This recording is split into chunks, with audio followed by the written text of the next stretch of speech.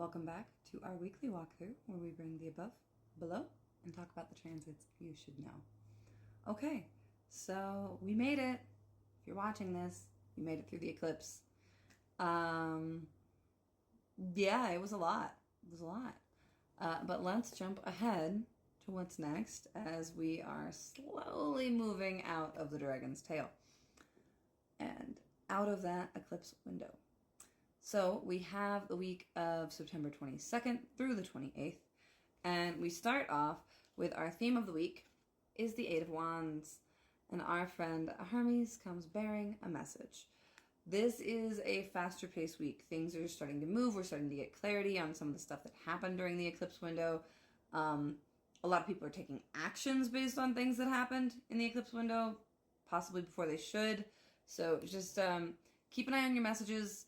Keep an eye on your thoughts and your actions, and don't feel like you have to rush things, even if there is that frenetic energy. Really check in with whether or not it's the right move. Because for Monday, we have the alley reversed.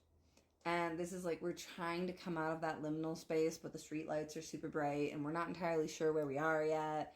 But we're getting there. We're like coming out. Everything is all right, maybe. And with that, our big news is Mars moves into Scorpio. And that actually happens in only a few hours because it's just before 2 a.m. Mountain Time. And then we have the Sun dropping into detriment in lovely Libra, which will happen at 12:19 p.m. To my Libras, I'm sorry. Your lady of the sign Venus is in fall right now in Virgo. And with some of the other transits, it might feel a little less comfortable, but having Mars out of Libra will be nice for the solar ingress. And either way, happy Libra season to y'all on Monday. Really just let yourself do what you need to do. Let yourself transition. Let yourself, move through what was. Next, we're hitting Tuesday, and we have the Sun-Neptune opposition from Aries, because that's going to be a thing for all the Libra transits going forward. And we have the Ace of Cups. So this may feel kind of like an emotional day, but it can be cleansing. It can be clarifying. Sometimes we need to dissolve our identity. Look in the mirror and be like, but what if it was different? Not, in a body image way, but just like the potential of self. Now, on the harsher side of this, people may get a little projection-y. There may be a lack of clarity. There may be actual vision problems. Use your eye drops. Protective eye gear, that type of stuff. And it can be an interesting day for spiritual insights, but again, I would scrutinize them a little bit and maybe wait before acting on them. We also have the Sun trine Uranus near the end of the day. So it is a day where I think we're going to really get some of those messages will be on Tuesday. And it's also our first Mars day with Mars back home in Scorpio. So there could be conflict potential with some of those projections. But the day that I'm most worried about, to be honest, is Wednesday. And Wednesday we have the Queen of Wands reversed. This is fiery, this is brash, this is potentially irrational.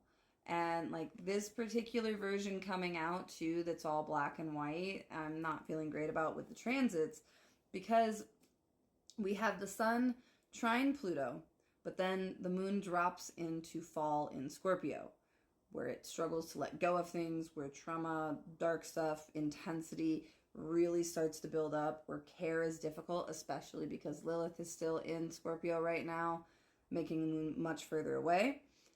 And then at 5:51 a.m. Mountain Time, Mars squares Pluto. This is intense. Like, the Mars-Pluto squares have brought us some of the most tragic headlines.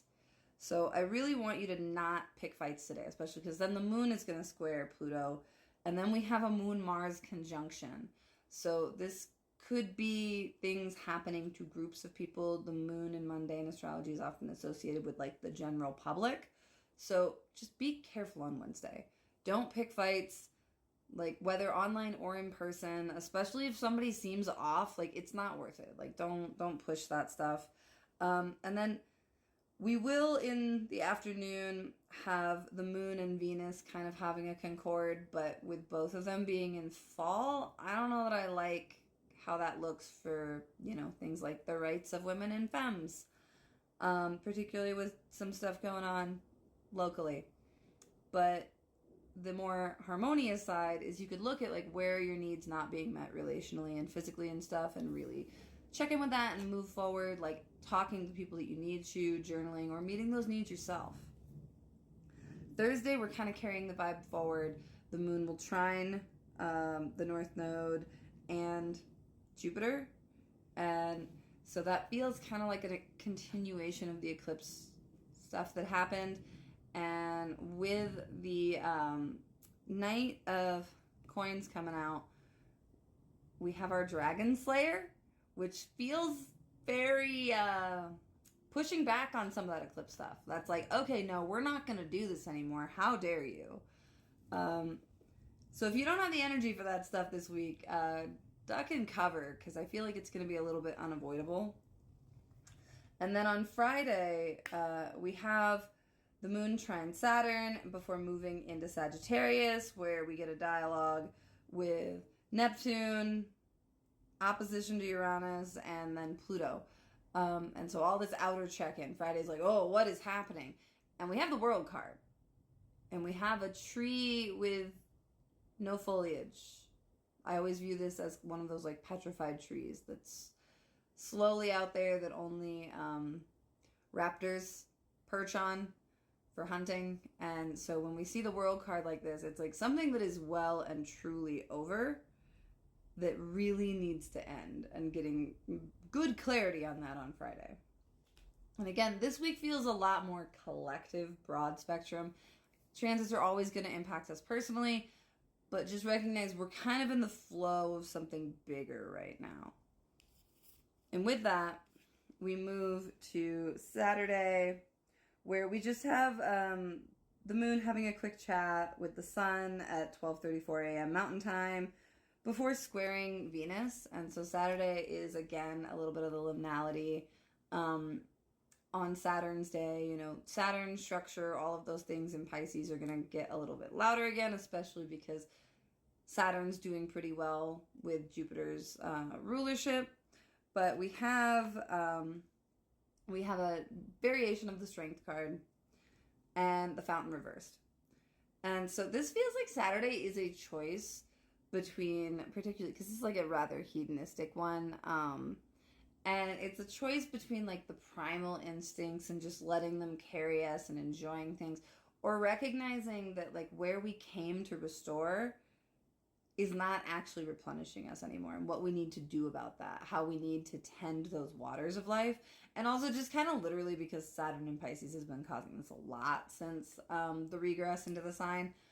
Make sure the water in like your home, like wherever you are, work, you know, if there are any water problems, take care of them before they become bigger problems, because like this could literally just be spillage. But typically it is about like needing replenishment and needing to come into that space. So then on Sunday, we have the moon talking to Mercury before squaring the nodes, sitting at the bendings. Which is kind of this weird, like, oh, are we coming? Are we going? Are we actually going to do that? Are we really going to make those changes? Was it a bad idea? Like, there's going to be some waffling on Sunday. Trine to Chiron might sting a little bit before squaring Saturn just before midnight. So it is like, it's kind of, I won't say it's a bummer closing out the week, but it could be better. We have the Seven of Wands reversed and the Hermit, and specifically like the little scrapbooky version from the Maker's Tarot. And with that, I want you to think about, is it worth fighting some of these fights? There are a lot of fights right now that are worth our energy, but there's also a lot of fights that are just us displacing the anger over the worthy fights onto something easier. So when those easier fight options come up on the weekend, just walk away. It's just going to drain your energy. Like, spend some time alone, do some arts and crafts, reflect, journal, process, play with photography, like whatever feels right. But don't just keep swinging when you know you've had this argument before and it's not going to go anywhere. All right, with that, happy week, y'all. Let me know what you think. Hit me up in the comments, questions, whatever. And you know where to find me.